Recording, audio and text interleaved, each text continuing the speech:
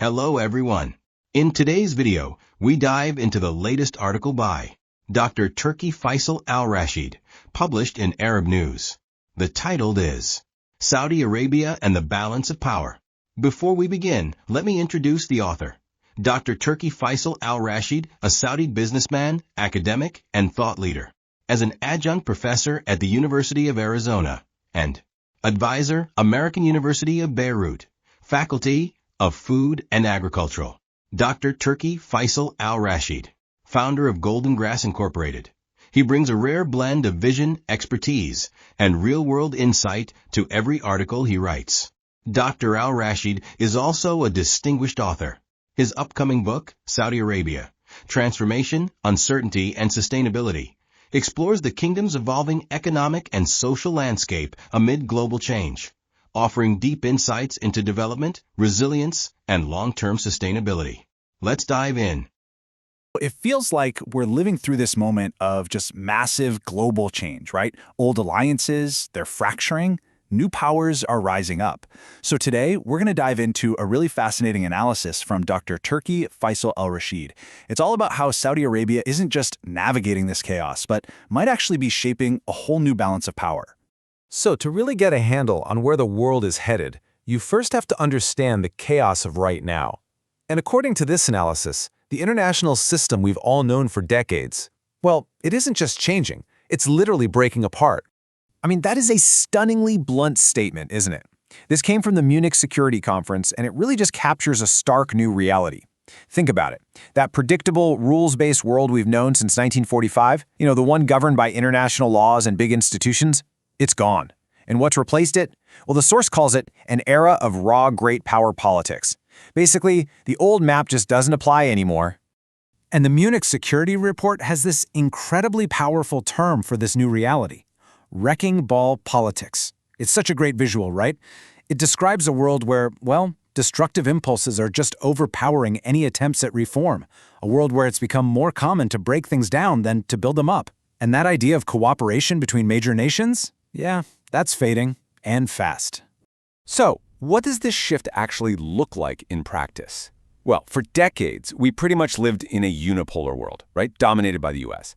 But now we're seeing this rapid rise of multipolarity. And this isn't just about one challenger stepping up. It's several all at once. You've got the US, Russia, China, a more independent Europe. They're all competing for influence in what's become a much more crowded, much more contested global arena. And the big takeaway here? Stability is no longer a given. Now, from the American perspective, as it's presented in the source, this isn't about wrecking the old order. It's about renewing its own interests. The view is that these post-war institutions, like the UN, they've just become obsolete. They're not fit for today's realities, they're failing to handle modern crises, and so a national interest-first approach is now seen as absolutely essential for survival. Okay, so the global system is totally in flux. Where does that leave a region as historically volatile as the Middle East? Well, you might think it just means more chaos, but according to this analysis, this moment of global disorder, it actually presents a really unique opportunity. It's like the entire region is walking a tightrope. On one side, you've got the constant threat of instability, right? Fueled by fears of Iranian escalation and all these intense regional conflicts. But on the other side, this global power vacuum creates this rare opening, a chance for the Arab world to really step up and become a major geopolitical player in its own right. And here is why that opportunity is so incredibly real. Just look at the leverage the region holds.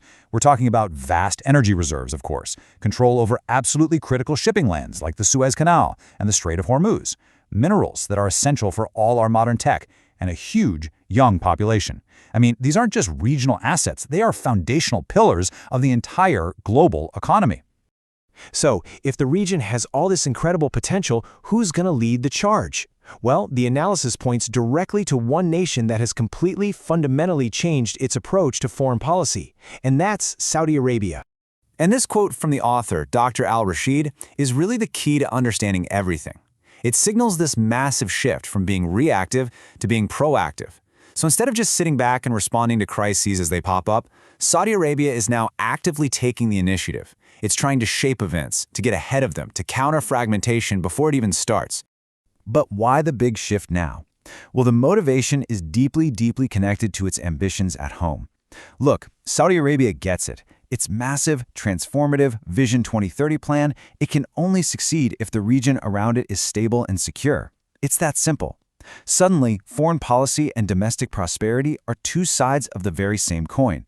That's a huge part of being a major power in the 21st century. And hey, this new assertive strategy, it isn't just talk, it's not just theory. We're actually seeing it take shape right now, through a whole series of really deliberate strategic partnerships. And they're all designed to build a much more stable regional order. So what does that look like? Well, the kingdom is actively building new alliances. For instance, there's a mutual defense agreement with Pakistan, which, remember, is the Islamic world's only nuclear power. That creates a huge deterrent. At the same time, they're boosting coordination with Egypt and Turkey to try and tackle conflicts together in places like Gaza, Yemen, and Sudan. And the strategy doesn't stop there. It extends to absolutely crucial areas like the Horn of Africa. By forming military partnerships and working to secure vital waterways like the Red Sea, Saudi Arabia is essentially trying to protect global trade routes and push back against any destabilizing influences in what is a really, really critical corner of the world. But here's the thing. This entire outward-looking strategy, it's being powered by something internal, a renewed, powerful sense of national identity that's connecting a really deep history with some incredibly ambitious goals for the future. 299, that's a big number. And that's how many years the source marks since the founding of the first Saudi state. So this is not a new nation by any stretch. It's one with incredibly deep historical roots. And it's that long history of resilience that's providing the foundation for its modern transformation today. And the analysis points to the recent Founding Day celebrations as perfect proof of this. It wasn't just some dusty history lesson, right? It was about seeing the youth connecting their nearly 300-year heritage directly to the super ambitious goals of Vision 2030. This fusion, this mix of pride in the past and ambition for the future, is creating this powerful, really dynamic new national identity. So what does this all add up to? I mean, when you take this internal strength, you combine it with this assertive new foreign policy, and you put it all in the context of a fracturing global order. Well, it all leads to one big, powerful, concluding question. And this is really the central idea to chew on. It's no longer about Saudi Arabia just being a regional player. The real question now is, are we witnessing the rise of a whole new global pole? A unified bloc that has the economic and political weight to act as a balancing, stabilizing force in our increasingly chaotic, multipolar world. All the pieces are on the board. The next move could change the entire game. Conclusion. As we conclude this discussion, we return to the vision expressed by Dr. Turki Faisal Al-Rasheed, a vision rooted in clarity, innovation, and a deep commitment to shaping a more stable and interconnected future. For the full article, you can find the complete details in the description below, or visit www.arabnews.com. And if you need its full story and to learn more about the author, visit www.tfrasheed.org. If this video gave you insight or inspired your thinking, don't forget to like, share, and subscribe for more discussions like this.